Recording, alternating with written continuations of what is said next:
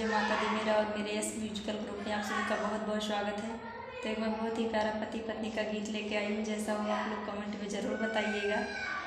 पति अपने पत्नी को बुला रहा है परदेश में और देखिए क्या कहता है। अब ना होई ड्यूटी पानी जीव का है बड़ी परेशानी, अब ना होई ड्यूटी पानी, अब ना होई ड्यूटी पानी जीव का है बड़ी परेशानी। रोटिया पोवत पोवत हो रोटिया पोवत पोवत घिसगा हमरो हाथ सजनिया, चलिए त्यू गुजरात सजनिया ना। रोटिया पोवत पोवत घिसगा हमरो हाथ सजनिया, चलिए त्यू गुजरात सजनिया ना। तोहरे चक्कर मारोज गिल हुअत बा भात सजनिया, चलिए त्यू गुजरात सजनिया ना।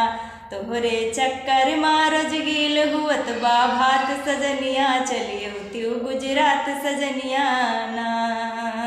भोरे 6 बजे गोरिया हम तड़के उठ जाई, भोरे 6 बजे गोरिया हम तड़के उठ जाई। बर्तन धोई तो आवे रोआई, रही रही के सुधियाई। बर्तन धोई तो आवे रोआई, रही रही के सुधियाई।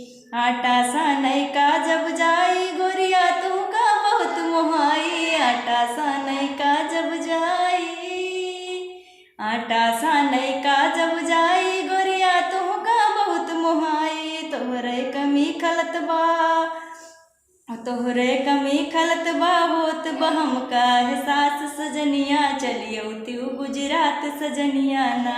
तोहरे चक्कर मारोज गिल हुअत बा भात सजनिया, चलिए त्यू गुजरात सजनिया ना।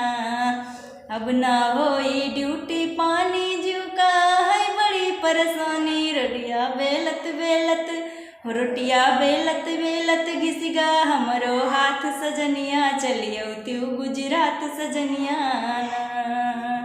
तोहरे याद में तड़पत बानी मन मन लागे प्यारी, तोहरे याद में तड़पत बानी मन मन लागे प्यारी। आज पकड़ लिया अपने घर से रनिया तू रेलगाड़ी, आज पकड़ लिया अपने घर से रनिया तू रेलगाड़ी।